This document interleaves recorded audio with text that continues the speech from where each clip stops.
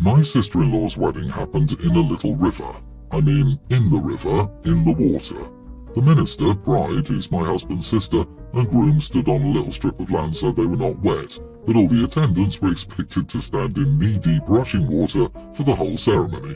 I'm sure it made for great photos, but I dislike mud, germs, insects, and whatever diseases are found in that stream. The kids who couldn't easily stand in the water that might be as tall as their whole body were left in ankle-deep water nearby with a couple of older women. When I refused to move my shoes and socks and pull up my dress pants, my husband offered that I stay with the kids. I said no, I refuse to walk into that water, even if it's just ankle-deep. Apparently most people there knew about the water thing, but I didn't. My husband knew, but claimed he forgot to tell me. The ceremony could have easily moved forward with me standing on the shore just a few feet away from the kids, but no. The bride and groom apparently refused to start until every person was in the water, and my husband waded in the water back and forth between his sister and me to mediate. My husband was becoming visibly angry at me the longer it went on, and kept acting like I was in the wrong. The bride and groom eventually relented and the ceremony went on, delayed by maybe 30 minutes. In the after party, I felt like I was being avoided by everyone else, including my husband. That was nearly 2 weeks ago. My husband was stone-faced and refusing to talk to me about it, or about anything at all for several days, and when he started talking again, he refused to address the wedding beyond telling me that I humiliated him in front of his family and he refuses to talk about it any longer. Things like, I will get really angry if you keep bringing up this topic. Put it to rest and I will try to forget what you did. But I feel like I did nothing wrong. I feel blindsided because if I'd been told in advance what the wedding entailed, I'd have faked a stomach bug and not attended the damn thing at all. Am I the idiot? Edit. As I understand it, that detail was made known to guests beforehand. My husband knew, he claimed that he forgot to tell me about it. My husband and his sister were the ones planning things. I just followed along for the ride and was blindsided by the water thing. When the ceremony started, everyone around me casually started undressing and getting into the water without a fuss, so I suspect they all knew and had consented in advance. I was the only one or one of the few guests who wasn't made aware of it in advance. My husband didn't pack any extra clothes for himself, he was fine being a bit wet. It was a hot day and he's not the kind of person to care about being dirty. Towels were provided by the hosts. OMG, I think this is the absolutely most backcrap crazy wedding theme or whatever idea this was supposed to be that I've ever heard. Sweet Jesus in a manger standing in a river to get married. Not the idiot, but your husband and his family are. In a river, huh? Wow, just wow. Your husband is a massive idiot for not telling you in advance, and the couple are massive idiots for refusing to go on without you in the water. Don't feel guilty, this is on them, mostly your spouse, and not on you. Sorry, but it's such an unusual request to make of wedding guests that there is no way they forgot to tell you. They just hoped you would fall in line. On top of that, they should have had your back, not tried to negotiate you into an uncomfortable position, especially publicly. I love the water, but at a wedding wouldn't stand in moving water through a ceremony for photos. Maybe it was a group baptism too? That was my first thought. Having a ceremony in a river is an extremely out of the norm thing. There's absolutely no way he forgot such an absurd thing. He knew OP would refuse, maybe even refuse to go, if the bride and groom wouldn't compromise. And he thought, I know, if I don't tell her and we just rock up and OP finds out, the pressure of holding up a wedding will be enough to force OP into doing it. Peer pressure will win out here. Exactly, the sister was never going to compromise. She'd rather put her wedding on hold for half an hour while trying to force a guest into a river than just let it go. So he decided it was easier to just manipulate and pressure OP. It sounds like some weird damn power trip. I mean, the bride and groom weren't getting in the river, but they wanted their guests to do it. They were angry. Did someone say napes on those grapes? Just a bizarre request. I don't understand why everyone is saying not the idiot. Like, yeah, you don't have to, but it's only, what, 20 minutes of a living nightmare and then you can dry off and continue like normal. This is the family you married into. Some sacrifices have to be made to keep the peace. Is it always your way or the highway? I'm going to say you are the idiot just because having a relationship with others means giving in sometimes, and being stubborn when it literally won't hurt you at all is not a good trait. Also, you could have just left and waited in the car, rather than contributing to causing a scene.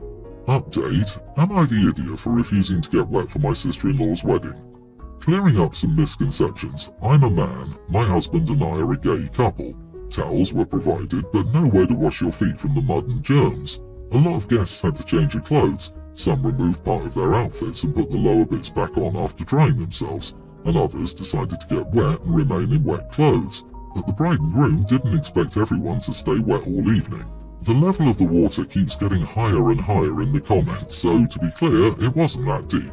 From where I stood, I could see women up to their knees or lower thighs for the smaller ones, and to taller guests it reached their shins. I'm 5'2", so I would have been deeper than shin level. I didn't see anyone fall into the water or even seriously stumble, so the fears of guests not knowing how to swim are misplaced. My husband knew about this requirement in advance, as he coordinated with his sister, and he claims it was a mistake that I wasn't made aware until the day of. He's accepted blame for failing to inform me, which is not in question, but he remains upset about the whole event. I don't know his exact feelings on the topic beyond the fact he accused me of humiliating him in front of his family.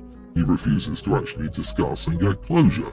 I wanted to hear from him a form of apology for getting outwardly angry at me but not at his sister when I felt like I was being reasonable. He was getting agitated whenever I tried to discuss it, so now we don't discuss this topic. My husband still talks to me overall, he's calmed down, he acts pretty much normal day to day, and he's even affectionate. He wants this topic to be buried and not addressed again. Well, I feel very frustrated because I feel like I was treated unfairly and then blamed wrongly. His family will definitely remember me as the troublemaker and probably think I'm a disrespectful person, and I'd like my husband to acknowledge that I was done dirty and to defend my reputation in front of his family. I admit fault in that I could have walked away and waited in the car. In retrospect, the bride and groom wanted me in the water because I was the only person on the shore and it was not as picturesque. They should have communicated that, but I should also have understood it. Even if not, it would have been the more mature thing to do, remove myself from the situation so the ceremony could go on and the photos could be as pretty as the couple wanted them to be. Thanks to reasonable people like you, posting my story has been a very positive and constructive experience. I, 32 male, live in an apartment complex with a pool. There's no active lifeguard or anyone really monitoring it like most apartment pools. On Saturday, my boyfriend and I went to hang out at the pool around 2 p.m.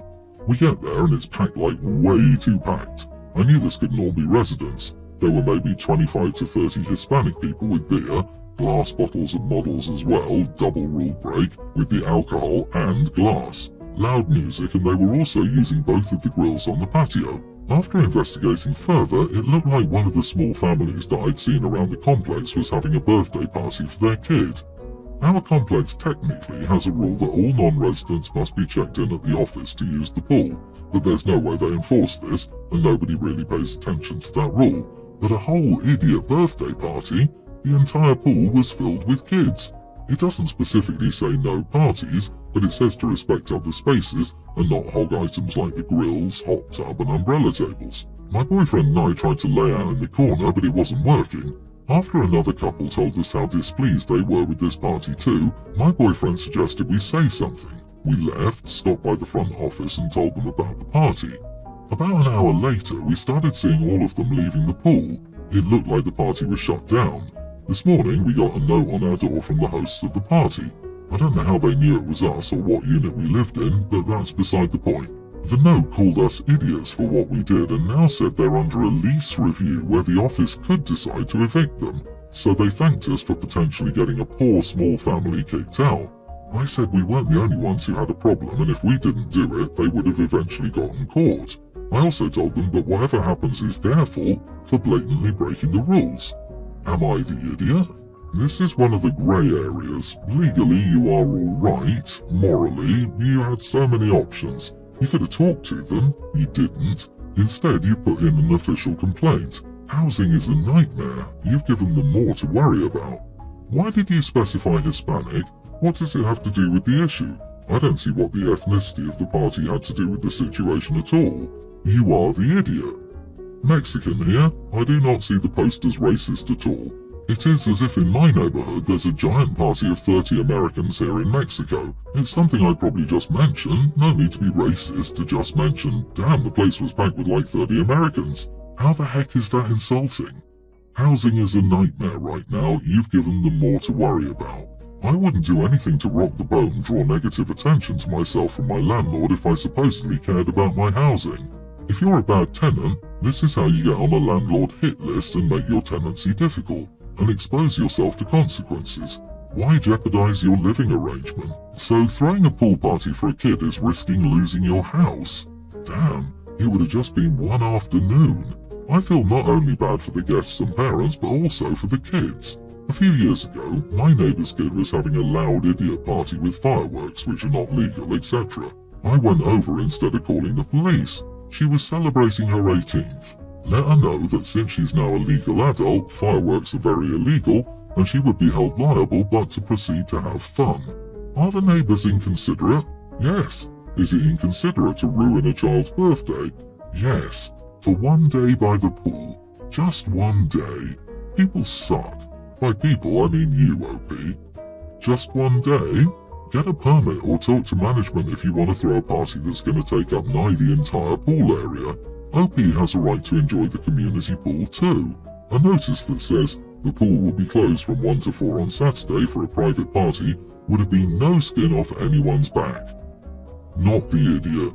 They broke the rules and inconvenienced other residents wishing to use the facilities they had paid for. It's their problem. I, 28 female, started dating my girlfriend Amy, 26 female, around 10 months ago. We live away from most of our family members and have little interaction with them because we're both going through residency. Amy's brother Seth, 30 male, is a single father. He was in town for a work event and left his daughter Mary, toddler, with us for a few hours. He was late and already in a hurry, therefore it was just a stop-by visit, and I was the only one home for the day since Amy was at the hospital. I admit I haven't been around children much in my entire life, and I have almost no experience outside of hospital settings, back when I was just a med student for entertaining a child. While we were painting, I gave Amy a bit of our homemade cake. After she had some, I realised she was having an allergic reaction, so I got our first aid kit, gave her a shot, and she immediately got better. I then took her to the hospital to recheck everything. I told her father via text since he wasn't picking up. Thankfully, there were no issues at all. Later, when I explained the situation to Seth, he was furious. He said I should have asked him or Amy about Mary's allergies because I was staying with her alone. I said I needed to be warned about this because this was sudden and out of the blue, and Mary's nut allergy wasn't something Amy had told me about. She'd been at the hospital for 30 hours when Seth left Mary with me, so she clearly wasn't being her 100% self. It simply never came up. Seth called me an ignorant workaholic woman who didn't care about family and left. Amy thinks I'm right and that he should have told me, but she also thinks it's pretty common to ask about allergies while babysitting children. I simply assumed if there was something I needed to know, Seth would tell me. Am I the idiot? Not the idiot. It's his responsibility to tell people about his kids' allergies.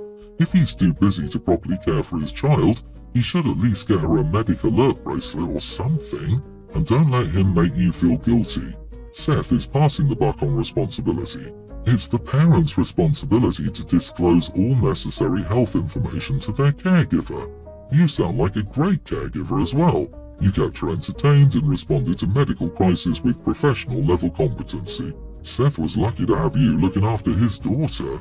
Seth failed to disclose. Seth failed to answer his phone.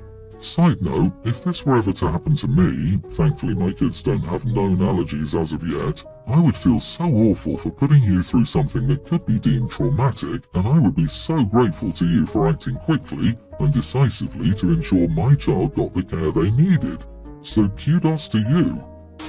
I have one picky eater that just graduated middle school, so next year he'll be a high schooler. Before, if we were going somewhere and there was no food he liked, I would pack nuggets or something he would eat. Honestly, I'm sick of it. I can't force him to eat something, but I decided not to help him anymore.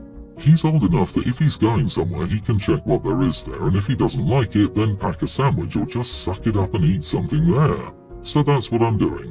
When I told him he wasn't happy, the first time we went to a graduation party, he didn't pack anything and didn't want any of the food there, so he went hungry. He did the same thing today and didn't pack anything, so at our aunt's, he went hungry. He told everyone in the family what I was doing, and now everyone is angry I'm not feeding him. Am I the idiot? He's old enough to pack food or just eat something there. Not the idiot. No one is going to starve to death at a party. He can eat in advance, choose something offered there, or, worst option, bring his own food. I do think you need to be taking action to help him improve the situation.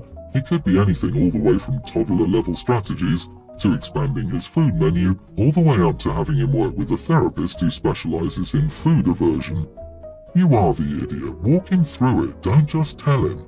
The pieces of planning ahead, packing his food for an event, and adding anything he needs to the grocery list a couple of times. Baby steps make this something he can comfortably take on as an adult skill, rather than, I'm tired of your issues, you're on your own, which is honestly the vibe I'm getting here. Food insecurity is a huge anxiety trigger that is going to make him less flexible and less able to think and plan these things out. I don't know. I don't understand this phenomenon. Picky eater's preferred choice is chicken nuggets. I'm mystified. Processed cubes of chicken. Every day? Is it the texture, the taste, or the compactness? Or is it the fear of growing up? Just baffling to me. Sometimes kids need a rude wake-up call so they know the consequences. Continuing to baby him will lead to more whining. It's not like his kids are going to pack him food forever. Kids with medical reasons for avoiding foods will start managing their own diets at his age. It's a critical adult life skill to ensure you have something to eat when you anticipate needing food. You are not the idiot. He's old enough to remember things that are important to him.